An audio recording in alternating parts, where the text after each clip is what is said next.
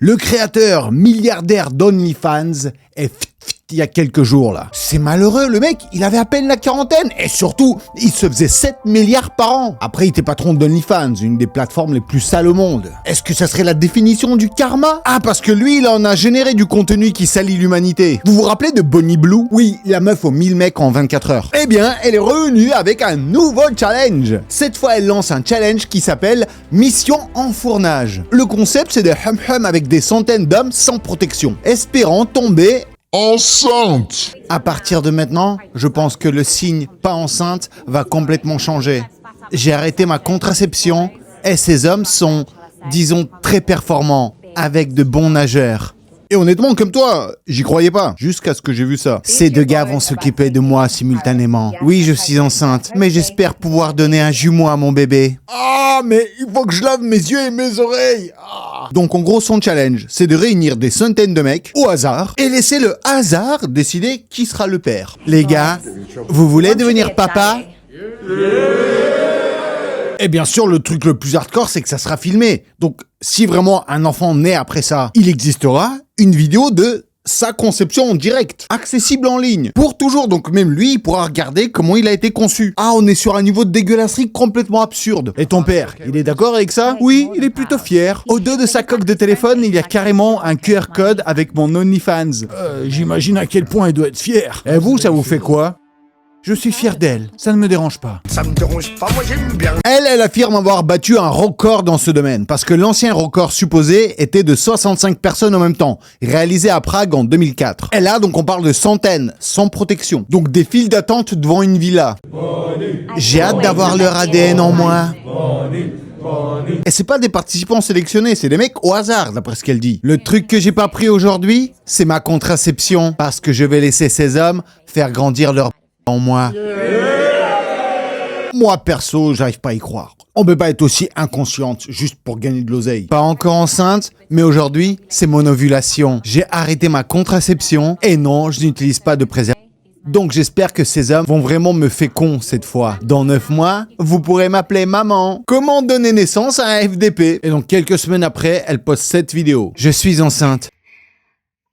J'avais tellement envie de vous le dire. Mais sachez que je ne vais pas arrêter mon travail. Je dois apporter du plaisir aux gens. Et ce n'est pas parce que je suis enceinte que je vais arrêter. Je reste Bonnie Blue. Non, tu restes une grosse p... Non mais puis là, je sais pas, dans cette vidéo, on voit que c'est faux. Elle crée une illusion de sincérité. Comme si ce conte montrait la vraie elle. Je suis incroyablement heureuse, reconnaissante. Et je fais tout pour être en bonne santé. Non, tu ne fais pas tout pour être en bonne santé, non. Mais j'espère pouvoir donner un jumeau à mon bébé. Je me sens comme la fille la plus chanceuse du monde. Je t'interdis de dire ça, voilà. Et donc forcément, moi je l'ai suivi, j'y croyais pas. Et puis donc hier, elle a posté cette vidéo. Le spring break est terminé, donc j'ai plus besoin de ce faux ventre. Merci à tous les parents naïfs qui ont cru à tout ça. Et merci pour la villa, le soleil et environ 100 millions de vues qui m'ont apporté 1 million de livres. Désolé. Ouais, non, mais voilà, tout devient clair. C'est une grosse p...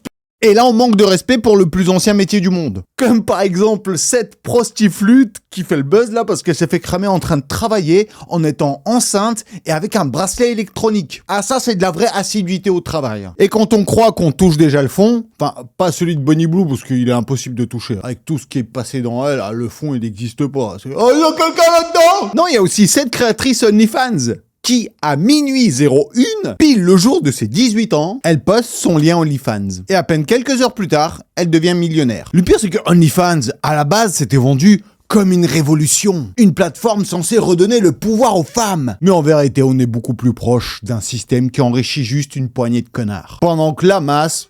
elle regarde et puis elle espère. Et aujourd'hui, sur OnlyFans, le timing, ça devient une stratégie de marketing. Le passage à la maturité devient un événement. Tu m'étonnes qu'ils veulent condamner personne de la liste Epstein. Vous savez déjà ce qui se passe. On vient de battre le record avec la plus jeune de l'histoire. 1 million de dollars en quelques heures. Je suis toujours la plus jeune à le faire. Voici Lil Ty, de son vrai prénom, Claire Kehoe. Et donc ce que vous voyez ici, c'est pas un hasard. C'est tout un plan, construit depuis longtemps. La star virale Lil Ty vient tout juste d'avoir 18 ans et a lancé un compte OnlyFans. et en quelques heures, elle affirme avoir battu des records. Est-ce que c'est quelque chose que tu avais prévu, d'attendre tes 18 ans pour pouvoir faire ça? C'était une idée. En fait, je prépare ça depuis 2018. Elle est née en 2007. Et donc en 2018, elle préparait déjà son arrivée sur OnlyFans. Je vous laisse faire le calcul. À cet âge-là, elle était même pas censée savoir qu'une plateforme comme ça existe. Merci à tous ceux qui m'ont soutenu et qui ont précommandé depuis 2018. Précommandé ? T'es sérieuse? On dirait un produit. À ce moment-là, OnlyFans existait depuis à peine quelques années. Aujourd'hui, la plateforme, elle est valorisée à plus de 20 milliards de dollars. Elle compte plus de 4 millions de créateurs. Mais le créateur moyen, il touche à peine 150 balles par mois. Et pendant ce temps-là, les 10% du haut récupèrent les 70% des revenus. C'est une économie ultra concentrée à seulement quelques profils qui gagnent tout. Et Lil Ty, elle entre vraiment dans le 0,01% à avoir gagné plus de 3 millions en à peine quelques jours. Et c'est pas en travaillant beaucoup, c'est juste en appuyant publié. La situation de Lil Ty, elle est super dérangeante. Pour ceux qui ne la connaissent pas, c'est normal parce qu'elle n'était pas très connue en France. C'est aux États-Unis qu'elle a fait un gros buzz. En 2018, une gamine de 9 ans débarque sur Instagram et se présente comme la plus jeune flexeuse du siècle. Et donc elle est énervante de ouf, une attitude vachement caricaturale avec un feed rempli de cash, d'endroits de luxe, de voitures. Elle se la pète à fond, elle insulte tout le monde, vraiment arrogante à 100%. Et avec ça, elle a eu 1,2 million d'abonnés en 2 semaines sur Instagram. Vous savez déjà ce que c'est, Lil Ty, la plus jeune flexeuse du siècle. J'ai seulement 9 ans, mais je suis déjà plus riche que vous tous, bande de haters fauchés. Cette cuisine est plus grande que tout ton salon. Et j'ai encore 4 autres maisons. Mon lavabo coûte plus cher que ton loyer. Mes toilettes coûtent plus cher que ton loyer. Tout dans ma salle de bain coûte plus cher que ton loyer. Et regardez mon dressing. Tout est de marque. Gucci, Louis, Versace. Ouais, elle est énervante, ouais. Attends, c'est qui Lil Ty? Lil Ty, c'est une gamine de 9 ans devenue célèbre sur Internet en montrant tout l'argent qu'elle a, tout ce qu'elle achète. Tu ne connais pas Lil Ty? Ah, franchement, c'est la mort de notre société. Alors, au début, elle faisait rire un peu, mais c'était absurde. Un enfant qui insulte des adultes en posant devant des Lamborghini, mais très vite, le malaise s'est installé. Parce qu'une gamine de 9 ans, elle écrit pas tout seule. Elle peut pas installer ce genre de personnage d'elle-même. Elle peut pas monétiser son image. Donc, on découvre ceux qui sont derrière. Donc, sa famille, surtout son grand frère. Jason, il a 16 ans et il est derrière la caméra. Et il est pas là juste pour l'encourager. Non, il la dirige, hein, il l'engueule et tout. Attends, recommence. Reviens en arrière, il dit non, espèce de petite S fauchée. Lil Ty en train de tout exploser sur YouTube en ce moment. Non, qu'est-ce que tu fais? Tu dois être encore plus arrogante. Faut que tu sois en mode oh, Lil Ty, elle est là. Toi, t'es qu'une merde, comme j'ai déjà dit. Et je dois dire quoi déjà là? Franchement, ça fend le cœur quand tu vois les coulisses comme ça. Jason était obsédé par le fait de devenir viral à la fin des années 2010. Et il a compris que le bad buzz, le choc, était le moyen le plus rapide d'y arriver. Et que ça frapperait encore plus fort si ça venait d'un enfant. Alors, il a choisi sa petite sœur. Et ce qui va déclencher des années de manipulation et d'exploitation. Même ses propres parents participaient. Tout était orienté vers une seule chose. Faire le plus d'argent possible, le plus vite possible. Évidemment, mais tout était faux. Et ces maisons qu'elle prétend posséder. Alors on a contacté l'ancien patron de sa maman dans une agence immobilière à Vancouver. Et il nous a expliqué que Lil Ty filmait avec sa voiture et dans des propriétés en vente, sans son autorisation. Je n'ai jamais tourné dans la maison de quelqu'un d'autre. Vous jurez que vous n'avez jamais tourné dans la maison de quelqu'un d'autre? Et à la fin de la vidéo, elle finit quand même par lâcher « Personne n'a de preuve que je l'ai faite ». Donc ouais, elle tournait dans des maisons qui sont pas les siennes. Celle qui était allouée, et sa mère était agente immobilière. Et elle était beaucoup plus impliquée qu'on ne le pensait. Et du coup, elle a même été licenciée après avoir donc utilisé des maisons et des voitures de ses clients, qui étaient en vente, pour filmer sa fille dedans. David Young, qui était le patron de sa mère, sa Mercedes SL500 rouge a été utilisée pour faire des vidéos et des posts Instagram. Je ne savais pas qu'elle filmait pour son Instagram. Si je l'avais su, j'aurais pas laissé faire. Et on sait tous où ce genre d'histoire mène. Arrêtez d'enregistrer mes vidéos. J'ai un rêve. J'essaie de rendre ma mère fière. Elle est perdue, cette gamine. Ah, je sais pas comme vous, mais moi je vois déjà la suite, comment elle va finir dans sa vie. T'en penses quoi, honnêtement? Ces images vont rester pour toujours et vous suivre toute votre vie. Est-ce qu'une enfant de 9 ans est vraiment capable de prendre ce genre de décision? Ce genre de questions, on dirait qu'elle pose ça à une actrice de porno. On pose pas ce genre de questions à une gamine à la base. Puis donc, forcément, après avoir découvert ces images, ces coulisses, la vérité sur ces fausses voitures, t'as toutes les critiques qui tombent, ça parle d'abus, ça insulte ses parents, pression médiatique de ouf sur toute sa famille. Donc, du jour au lendemain, bam, elle disparaît. Et franchement, je vois de plus en plus de gens qui sont prêts à tout pour l'argent. Et moi, j'ai toujours voulu faire les choses proprement. Rester indépendant, parler des sujets qui m'intéressent moi, dont j'ai envie et sans me plier à n'importe qui. Et je suis content, je vois que les vidéos vous plaisent, vous êtes de plus en plus nombreux, ça fait super plaisir. Et moi, j'ai envie d'aller beaucoup plus loin, faire plus de contenu, mieux produit, plus ambitieux. Et ça peut pas se faire tout seul. Donc à partir d'aujourd'hui, je vais être transparent avec vous, j'ouvre les portes. Je sais qu'il y a des boîtes de prod, d'autres collègues influenceurs qui me regardent, donc j'ai besoin de vous. Si vous êtes une marque et que vous voulez faire du placement intelligent, cohérent avec ce que je fais, venez m'en parler. Si vous êtes dans la prod, dans les médias, que vous avez des idées de projets, ou de rôle, ou de participation à des émissions, des trucs plus gros à construire, je suis chaud. Et surtout, si vous êtes un investisseur, quelqu'un avec une vision et une envie de lancer un projet solide avec moi, je serais heureux d'en parler. Je sens qu'on peut construire quelque chose de plus gros et j'ai envie de m'entourer de bonnes personnes et le faire ensemble. Donc je vais le redire dans des vidéos, mais voici mon mail. Si vous avez des propositions, des vraies idées, envoyez-les. Et on verra jusqu'à où ça peut nous mener. J'ai pas envie d'ouvrir un compte OnlyFans, moi. Donc déjà pour cette vidéo, mets un gros like si tu trouves que cette plateforme est complètement malsaine. Le déchet de notre civilisation. Et si tu trouves que c'est mérité, toutes les erreurs qui arrivent aux créateurs dans ce milieu, commente karma. Et allez, on revient à Lil Tay. C'est parti. Donc Lil Tay disparaît, donc silence total. Et franchement, beaucoup disent, limite tant mieux. Elle n'aurait jamais dû être exposée aussi jeune de toute façon. Mais cette disparition dure seulement 5 ans. Et en 2023... énorme choc. Sa famille annonce que Lil Tay est elle et son frère, les deux ensemble. Donc là, tout le monde s'imagine le pire. Donc après une enfance exploitée, une fin tragique. Mais en réalité, même ça, c'était faux. Ah là, on a franchi un nouveau niveau. Parce que simuler sa propre pour le buzz, c'est plus du marketing, c'est du Black Mirror. La rappeuse adolescente, dont le vrai nom est Claire Keyhope, et qui s'était fait connaître en ligne en 2018, est décédée. L'info, elle fait le tour du monde avant d'être démentie. Et du coup, derrière ça, elle revient exactement comme avant. Et même pire. 5 ans plus tard, vous êtes toujours fauchés. La GOAT est de retour. 5 ans et je suis toujours la plus jeune à le faire. Vous les haters, vous parlez déjà quand j'avais 9 ans, alors vous ne me connaissiez même pas. Donc arrêtez de parler. Vous avez eu 5 ans pour percer, vous avez rien fait. Même personnage, même arrogance, même mise en scène. Sauf que cette fois, elle ajoute une autre couche. Elle accuse son père d'être une personne horrible. Elle affirme qu'il postait des annonces douteuses sur Craigslist, qu'il lui imposait un régime extrême, qu'il l'a forcé à porter des vêtements inadaptés, et que lui et sa nouvelle meuf devraient être enquêtés par les services de protection par l'enfance. Et en gros, donc elle explique que cette disparition, c'est à cause de son père. Est-ce que tu penses qu'on peut pas faire pire ? C'est que le début, là. À 15 ans, elle sort son premier morceau, Sucker for Green. Je sais même pas ce que ça veut dire, j'ai que des allusions dégueulasses. Un titre centré sur l'argent et le S. Et au-delà de la qualité de Dumps, c'est surtout la malsainité qui domine. Parce que tout son personnage continue exactement dans la même direction. Elle fait des danses, elle montre son argent, elle fait l'arrogante, elle fait beaucoup trop l'adulte, elle a 15 ans, wesh. Parce qu'il ne faut pas longtemps avant qu'elle dise elle-même que son enfance a été ruinée. Et donc du coup...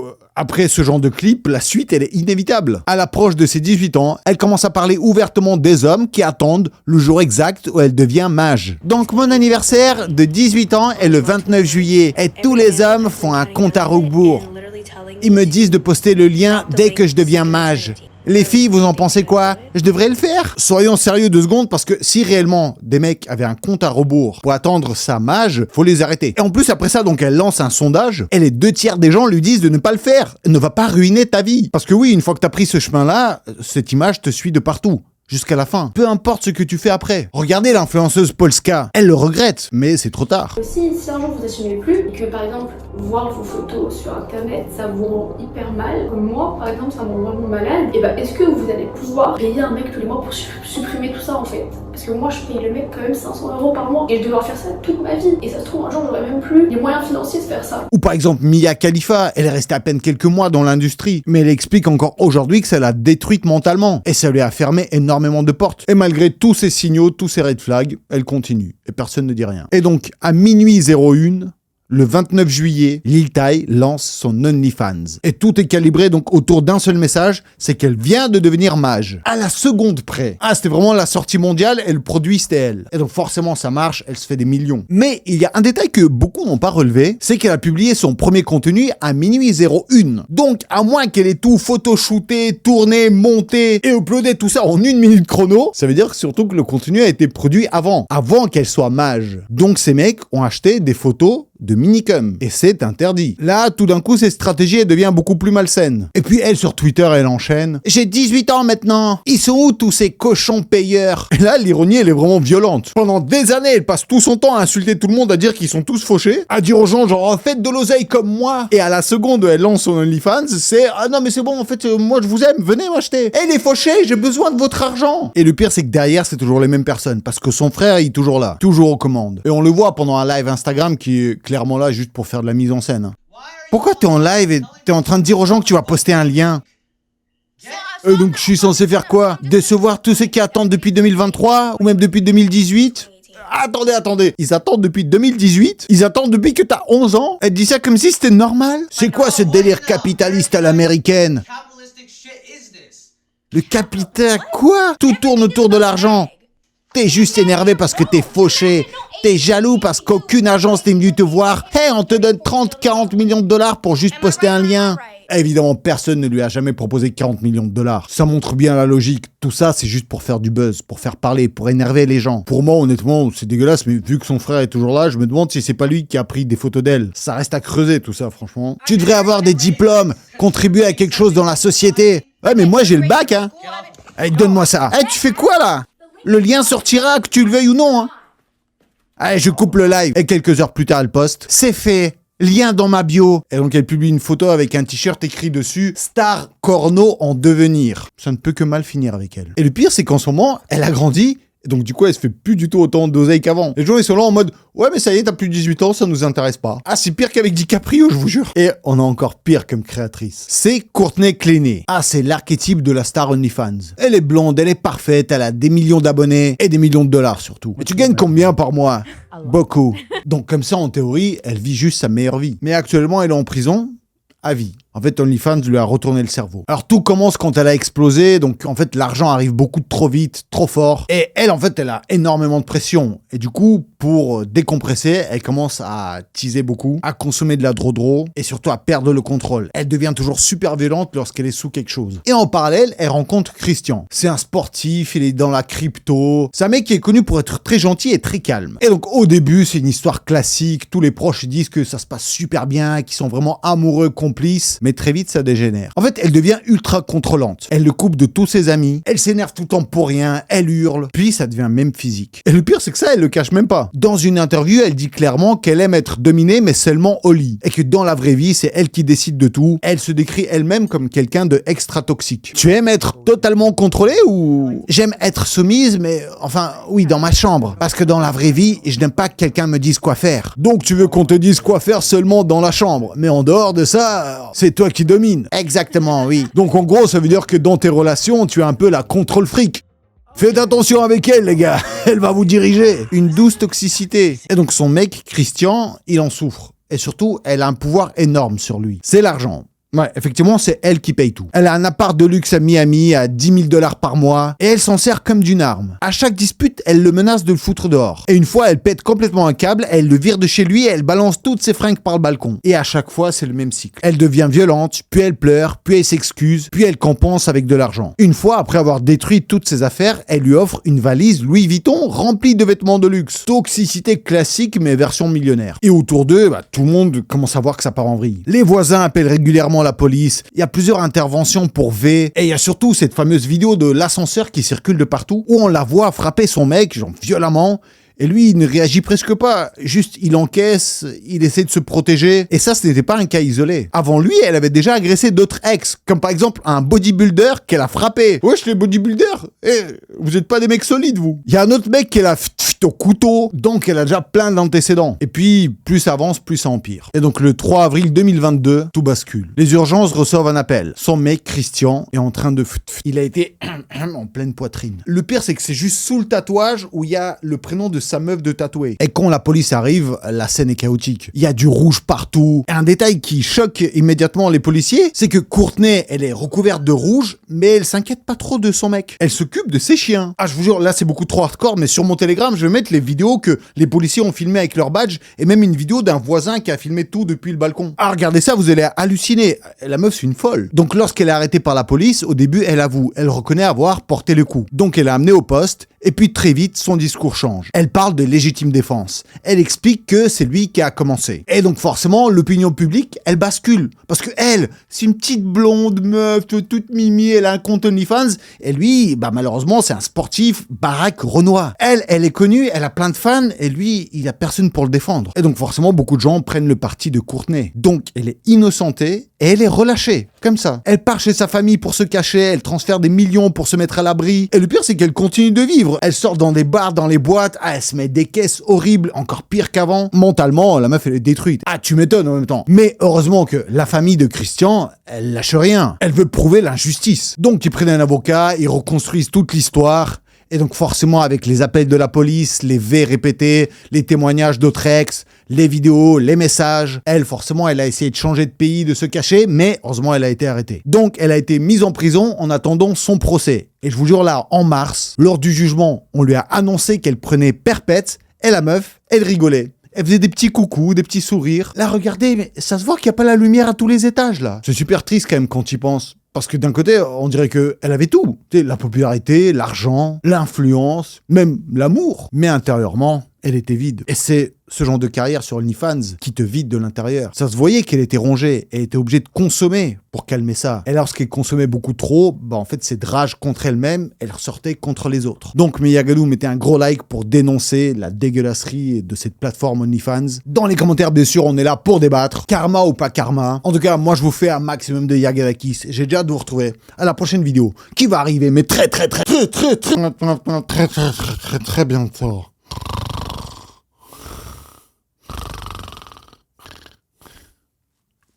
Commande kékette.